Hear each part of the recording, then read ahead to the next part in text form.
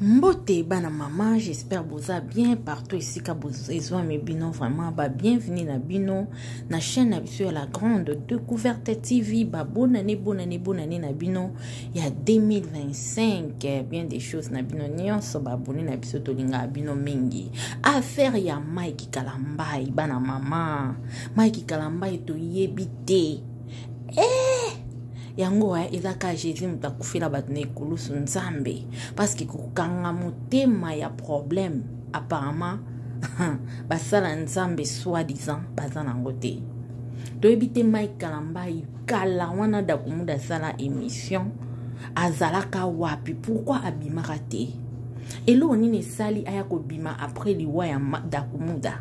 Et ça parce qu'il y a des Dakumuda kozonga te a témoigner a bimsa ba preuve to eza pona nini en oye kolobela en pleine église bande konanga en pleine culte Mike Kalambai ya tombo ki bota la jar ya rage oyo abimisi méchanceté en modèle o bande konanga to lo banini boka ba réaction ya bandeko ndenge pe balobi concernant likambo oyo po epesi pasi mo ya osakanate et à chaque fois ça la mabe ayaka toujours kosenga pardon to loba ezalaka nini ayeba mamba sala raté batunde baya ko ebisi ko sali mabe to ezalaka nini bandeko nanga voilà to landa ba réaction ya bandeko vraiment na ebité quoi etango loba bongo bat ba ko beta maboko na kati église vraiment toujours kende wapi communauté congolaise non trop c'est trop nega bato bazela nouvelle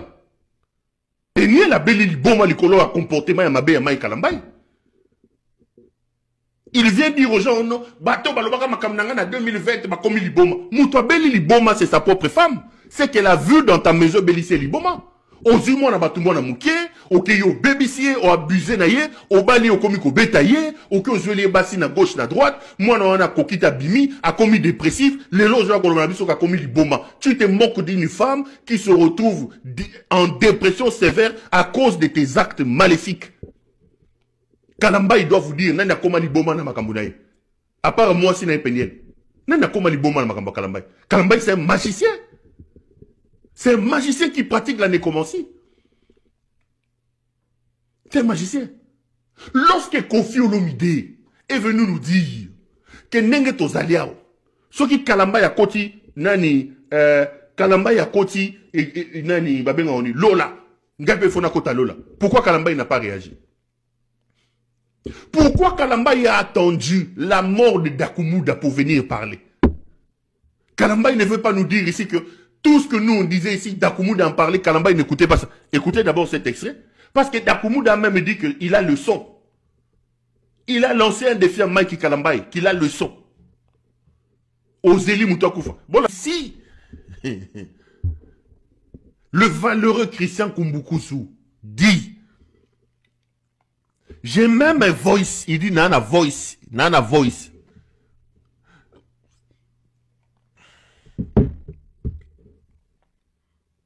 Kalambai n'avait pas vu cette émission ici. Kalambai n'avait pas vu cette émission ici. Pour que Kalambai attende la mort de quelqu'un. Ayako bundulu la main soit nazako fugo la mus les lima. En train d'intimider les gens. Nako buka mabolongo. Na buko lelo mabolongo. Buka mabolongo et aventurier comme ça. Buka mabolongo. Mabolongo ni nyozanamo. Mabolongo ya vaseline ya comme mon onen. Oh wana mosi wana Kalambai abimaki na komene. Ya comme na bosani beaucoup melanga na chat na bosani comme mon. Ya zawadi. Mabolongo ya zawadi. Donc vous pensez que vous pouvez vous amuser comme ça avec les gens?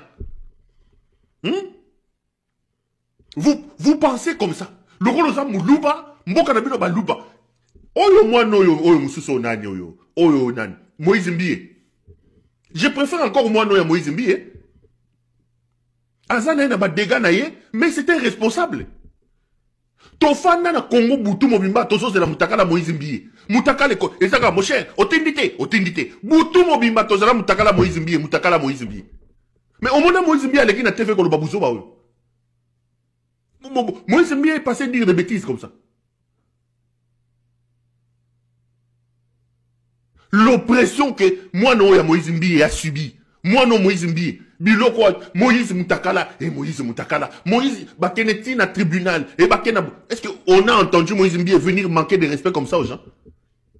Donc Moïse Mbia est plus petit et plus jeune que Kalambay, mais il est plus sage. Bango nyo somi balé bato ba dégâts, mais il y en a quand même un qui est sage par rapport à Mike. Mike c'est un aventurier. Moi non Moïse Mbia to zela Moutakala na ye na makamba zawadi yao. Nanya to fanda butu mobimba Moutakala kokota lelo. Eko tozo zela Moutakala Moïse Mbia nenga bato bazela nouvelle. On n'a pas vu Moïse Mbia est passé à la télévision manquer de respect comme ça aux gens. Tout le monde a Moïse Mbia ko manqué bato wete. Oyo vaseline oyo ya zawadi oyo. Il vient cracher sur la mémoire des morts. Moi non Moïse Mbia to zela mutu mobimba. Mokilité n'a confirmé. Tant on bétu concert batbaye belé ma soleil qui est bien faudra qu'on remercie Nzambe. C'est tout. Die frère ma Kalambay ayo bima mais nani ayo bima tango la kumura akufi. Magamone le mama 2 ans passés ya zala yo. Tout ça un peu logique. Ya zala vraiment wapi. Ba frère wana ba su normalité ba dans la kata ba loge. Alors ba to ba défendre bango fo fungula mission. Ezaka e mogote.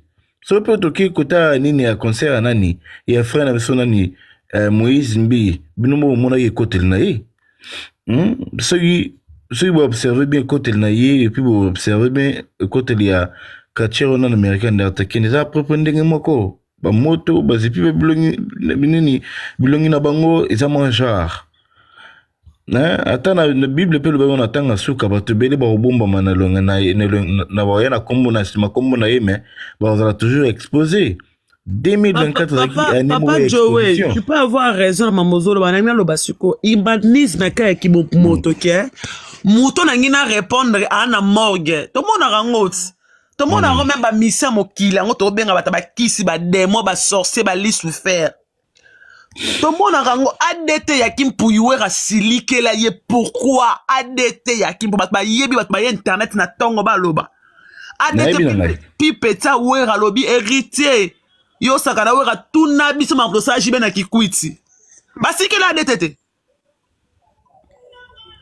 ça bobenga ba wera ba paye non mais pourquoi wera il n'a pas permis à ADT ko ba bongo makamba sala jibe na kikwiti si qu'on a corps de Christ pour ba benga ba corps de Christ auto yebi on parle de Jésus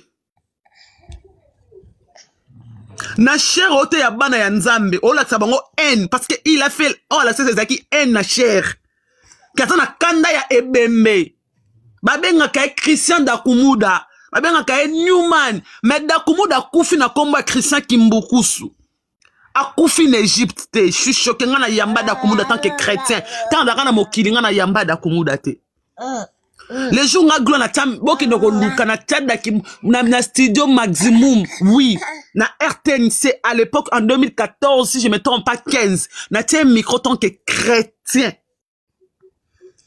tant que mission mokilité mais quand toi tu es un chrétien na bato benga batanga masumu na batanzambe banani balimbi saka soka lobaka na cher na ye na consort na ye que il a pardonné tout le monde ali ça Dakumuda zarate so ça que Dakumuda kosela ke makambo on assume mais na liste bato alimbi saka na cher na ye na concert à Stade de Martyr ataka to comme Dakumuda te Tandis qu'on répond de Mike à l'époque, il était vivant. Mike Kebananga, on se connaît bien, oui. Ils sont entre familles, bah, yébani. Mais quand on répond de Moutou, à la Katia Morgue, tous à la bateau, son nana ebembe. Et là, pays les Kilanga, on de Gonangai. Attaque Kofi, on te benga ramouté, mabe, est-ce qu'il peut faire ça? Ne ben mamoutement, mabe ponaye, je pense pas. Je pense pas. Mon frère Joe. Eh bien, logo, on va au départ. Pardon, maman là. Mon est simple. Frère Mike, place à outil. Pour Ezara, net yokara net bon non to kotate net yokara ba on va passer à témoignage. Il faut qu'il y a ko distraire bateau en fait ba lobelela yo na likamoro boye olingo sala po batala soki vraiment okoki ko atteindre niveau moko boye pe ke no bazo lobelela yo so kompa na ningi ya ba nzela na bango. Frère Mike aye ko lobela po ayoka kiango déjà avant makambo l'air ebetaki azeli fin de l'année na début ya année pour tout le monde to se sacrifier sikoyo ba penser na biso que ningeni toko ta 2025 na ba joie na bana na biso na ba famille na biso na ba projet na biso alingi siko abungisa biso ba projet na biso place au banzela ya outi biso abungisa so ba projet te rappeler ka sali mabe tant que ba chrétien. Non mais c'est ça en fait on est dans développement là. Non ouais famille ne lobby hein. Oui. Bon qu'il est que sambate mais il y a des épreuves le rôle à zouangana. Non, mais famille, eza nango eloko mo kutute ke no baro ke no ba famille da kumuda. Barotika il faut kotika ye pourquoi? Au moins soki mutu alofingi bino, ou bien insulter bino, bo répondre été. Na banzela place ya outi, na biloko ya zwaki pour que non na 2025 janvier ba banda ko lobelela ye. A mon so ba kipango te, ye moko o mona na biloko zwaki sai nini ekiti. Eza nango eloko mususu te eza ke frère Mike ce qui est mon frère Mike aza ndeko biso congolais mais place o ya outi ne ba yebisi moto wana ifalo ya ko meka yango ne loko boy po ba lukaka ba histoire o bango moko ba fondaka fo ba luka histoire moko boy pour que no ba lobelela ye en fait. Donc la minute to lobelela été que to pesa ye papa Loulou s'il te plaît na katiote na bi ndongo lobby qui annonce soit disant ce qui fin de l'année et tout aloba makambo ba loba on a 2023 t ba loba on a 2020 fafa pardon to kano makambo loba to kasko somo na okelo oui na yobo buka ngoli bozo tata come on keba na lelela yote namona batobele ko batangisa nga pinzoli na 2020 na 2021 22 tande ba koma bizengi wana bwa kila siko mama bana ne eza peka base te to tika ko omona te to mona j'annonce encore na zola ba lisusu mutu nyonso oyo akota na zela lipamboli na yo ali apau penyela koma kizengi maglo kata na siko ya biloko bo penyela soko papa Christi papa Doudou fama da kumuda ba OPC best ba otanga tanga na pona ma papa na nga na hotel mangata papa na nga ko kizengi na cercueil na hotel ma simbi na lobi boye siko ndenga traiter penyel bon era ko ya alebo komi tout kamela bakisi. Non mais biso to comprendre ga eloko mo ke azana besoin ba lobelela ye ba lobelela ko mona ye non lobela ye parce que on dit que provoquer batu aye ko provoquer batu aye donc on eza provocation ezo mona na Suboy. Et c'est l'homme sous tes provocation. Et l'homme c'est l'Obama Kala. Bienvenue à tous, bonne année. Et l'homme c'est l'Obama Kala, bande konangai. Et l'Obama Kala. Mais vous avez dit que vous avez un siko. Na cause ni na yo beta un siko. Donc cela veut dire azana actualité. Tokota 2024 à Lobangote. Ça c'est mon thème ma bête. Zo mona te ke muye moko alakisi place azali alakisi banzela place ya outi. Donc aye atluke logo moko boke no po la musaba. Moi je peux peigner la Lobango. Mais maman, toke ne musika ezaka logo mutake na cimetière bomoni na cimetière. Azagouti na cimetière. Ezola que yozo papa Doudou, biso za bana ndato pesa DG Presse Maloba. Abia loba na msazo ke. Oui, papa DG Loba. Merci beaucoup pour na liloba. Bon, je pense que bonne année na yo. Bonjour, bonne année. Au fait na ngana loba boy. Omoni mambo tozo beta lelo ezali très important pourquoi parce que bana na nzambe mingi bazana kati ya kobunga. Pourquoi parce que ba pasteur rebelle topé bato to benga ba musicien chrétien bazana ba ba sumu keka neti biso mais ba mi komisa lokola ba santu quoi. Je pense que loko na lobango na émission ya ndeko na biso Jazz Kavul na lobana lobi boye et loko c'est ça la biso passi biso bato toza peut-être considéré comme bandimi comme on a ke ba pasteur to ba sali na nzambe ba se comporta ka on dirait bango nde kutu bono bazali ba angelu ya satana Pourquoi? Parce que makambo oyo pasteur Mike a lobby, c'est extrêmement grave. Tant que maman Gloria oti kocha moi nini extrait. Yo kana leloko yazoloba. Alors que batu nyonso bakoleka na nzela na ye bakolia pao. Et puis tant azo bakolia pao, c'est-à-dire que azo sepela pe na liwa ya ndeko Dakumuda. Tout à donc, fait. Donc sepela na liwa ya Dakumuda. Donc ezali eloko moko c'est pas si allez bafana kuiti na ye après ba azo mikenga pasteur soi-disant homme de Dieu ebolimbisa ngai penza parce que eza penza eloko moko oyo et puis si biso nyonso pasi tozali biso nyonso ba chrétien tozali biso nyonso ba congolais toki ko sepela te que tout le monde pasteur Mike a se moqué na liwa ya Dakumuda.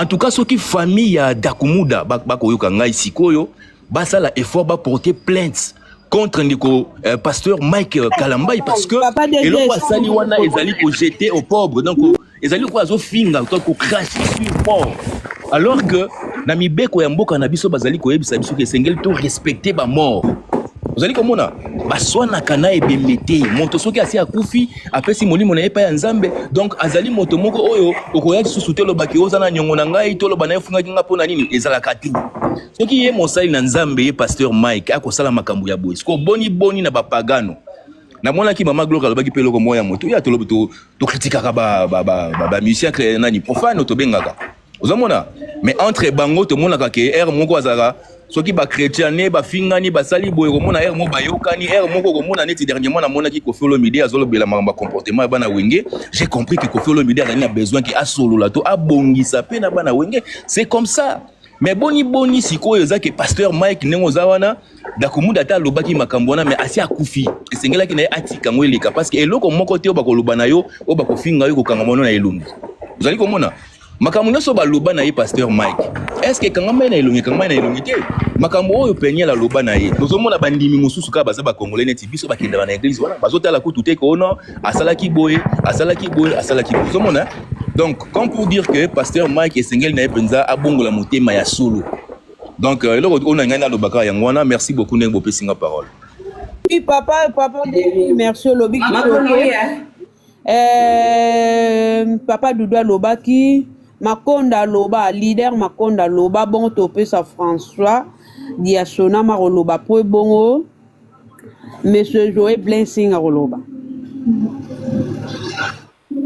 ya Makonda fura miko bonjour et bonne année maman bonne année à tous et tout bonne année leader Makonda bonne année loba pesa ni na yo maman oroloba ni na makambo que peuple congolais vraiment surtout vraiment la mentale ya batu ozomona ngalto Mike Kalambai on peut tourner ici papa midi à 14h Mike Kalambai Mike Kalambai il faut tana au satire ya Mike Kalambai yango a telemi na niveau nini aza entouré na peuple nini pe na mboka nini pe na peuple nini voilà on est dans la bien na mboka nini na peuple nini ozomona non ba Mike Kalambai ba forger vie na banka na comédie na ba sala kana et tout lelo bakoma na notoriété mo suprême peu importe nos dire nos plaire nos critiques na panel ça va rien changer ozomona non souci sur les anini là on connaît pas Kalambai tu sais pourquoi sport d'aller à biso ba congolais to lokoti batouana na poubelle s'il faut bien utiliser les termes na poubelle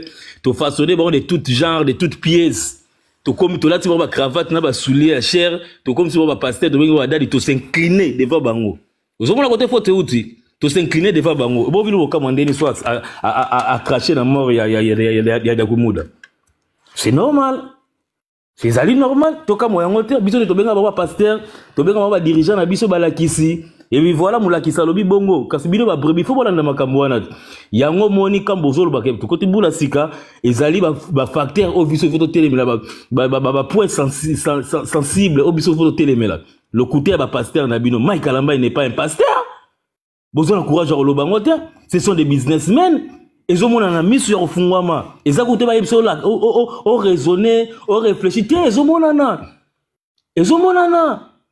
mais mon moko tazo courage à dénoncer ba connerie wana c'est très grave ba scroll wana et tout wana ba ba costume wana tout bozo ko dénoncer ba ba live fait to sala rande ba to ba live ya bongo ba dire ya mon connaît ça ba simple dire et ça mambu no to robete to marteler a to tema mideka to ba lukala alobaki boy non to accepter évangile na bango to tindika bango ba comme sika bazawana to accepter ba conséquences to asime yango Je nga kutu mon leader nga na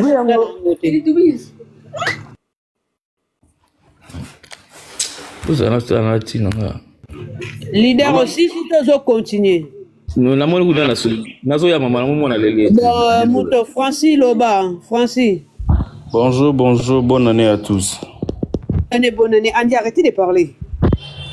Bonjour, bonne année na biso nyonso. Bonne année.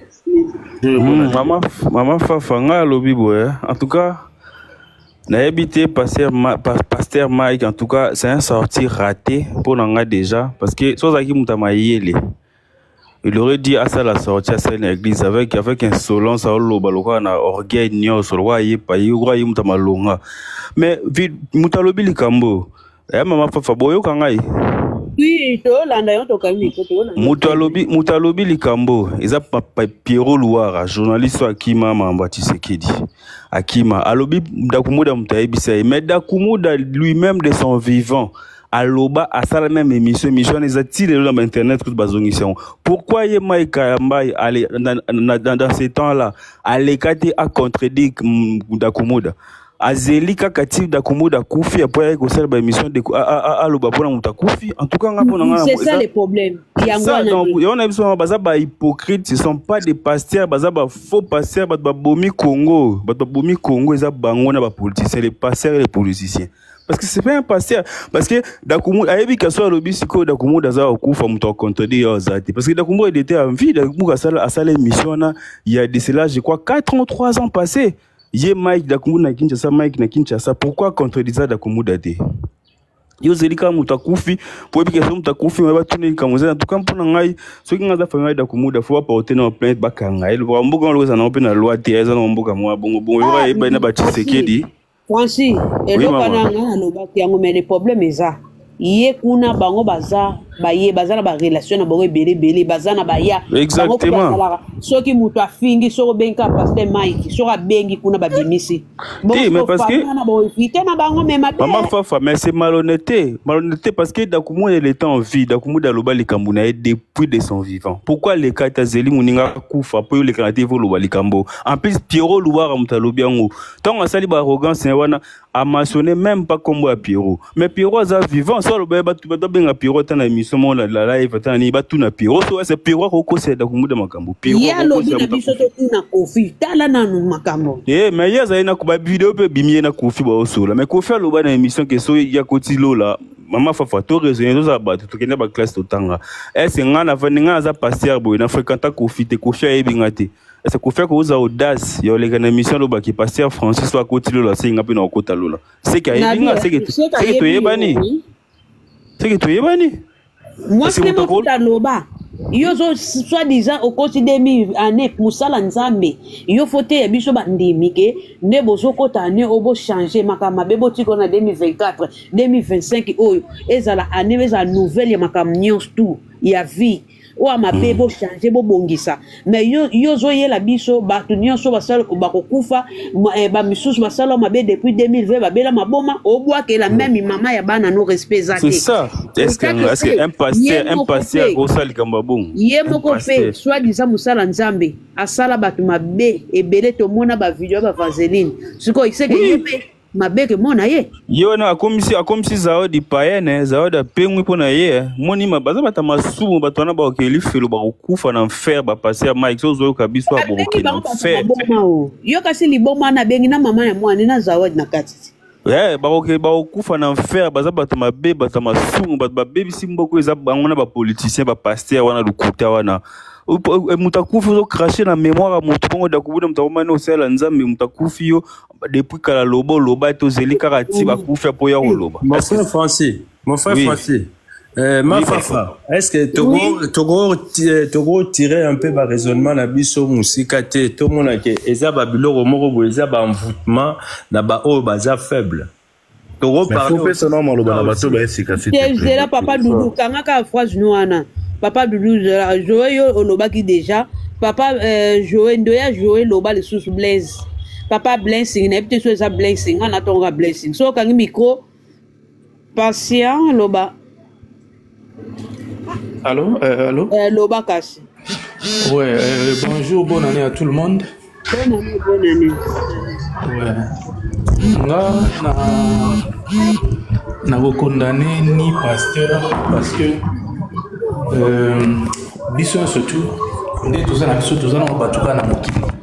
Donc mutu oyo pena kutanaka na nzambe nde tolobaka nzambe abimelenga na chambre quoi que ce soit nde tolobaka wana mutu amonana nzambe ayebi te na mutu oyo asalela nzambe ya solo na ya lokuta toyebaka mpe su bango te. Donc je ne vais pas marteler sur pasteur Mike ou quoi que ce soit, mais il faut tout y avoir premièrement les Congolais. Biso moko non peuple oyo congolais na ba pasteur to koma lelo bata visibilité tende bokoma koloba lelo matalana to koma nango ya makasi parce que au moins lika mosusu ya ko filmer te au moins ba filmer au moins mutu mo sali lika mon église azo baluka na mabele bazu ba filmer ba chaîne internet donc quelque part bazaka na idée bandimi bato bakroya na makambo mosusu wana batalango nde bango baloba na makiona te batala po esala bato bayebele lokola mpe mboka eza na pasi bato bakoma koprie trop ekoma kosala te na paster alokutana ekoma suka na kope naza na deux masolo ya mikusu mpo nazala bref naexplike bino eza na paster moko bafilmaki ye azalaki asali appel de fonds oyo bata ba 500 baya bato baye te bata ba 200 baya baye soki 10 personnes donc ye déjà aza na cher mais azo compter nombre ya bato batie azoyeba déjà ke ekomi autant basi ici kozwa mbongo frère moko ando filmer na téléphone ayo ozwaka bato basalaki bappel de fonds na mutu déjà tu bato baoleka wana ayebi ke bata 200 balekaki 10 bato il y a 500 balekaki so 14 aya komoli imaginez que na dimanche moko moto azwi à peu près ba 6000 $4000 $6000 yebisanga mosala ndenge wana mosala ni yo ozwa $4000 na poto soko osala par église eza te wana na et deuxièmement na labetela mino lisolo mosusu ya moke eza na sœur moko boye abando na poto ando osalisa anniversaire na ye kosalisa anniversaire ya mwana ya ye te ya mwana aye pa pasteur mona poto mingi basali église eza basala ya ba communauté bapesa mwa compte ba communauté donc moi boza na salle temps sur église na poko ekoma eloko mosusu ekoma salle de fête babilo mwa ndenge wana alors asengi pasteur abiaske nakoko utiliser salle oyo mpo na fête ya mwana boye na te problème eza te mondimi mpe akala te aye apesi pasteur ayebisi non pas de souci tu peux venir osala fête na yo bayokani très bien azwi l'engagement pasteur sikoyo ekomi 2 jours avant fête atuni sikoyo nde osali fête boye bilamba osombi ya mwana ezwi à peu près bacombien apesi pasteur apritaka biso bazerwa mpe tolinga olata bagriffe apesi ye baprix apesi ye babiloko osomba olamba tututu badepense na ye apesi pasteur mpe ayebi déjà na motu ekomi sikoyo pasteur ayebisa bango abi ser ngai na église na nga bandimi soki boye church soki boye bosali fête nalingaka te dimanche bokima église mpo na fête donc ifo lobi boya eza vraiment contrainte moko dimanche mpe bandeko fête esili bato basepeli lobi nango baye na église pasteur azwi sikoyo ake na panier atie mbongo mwa moke totyaka neti mwa 10 € be 20 €. Pasteur azotala ye bien atie ateyi wana esili ale pasteur azwi micro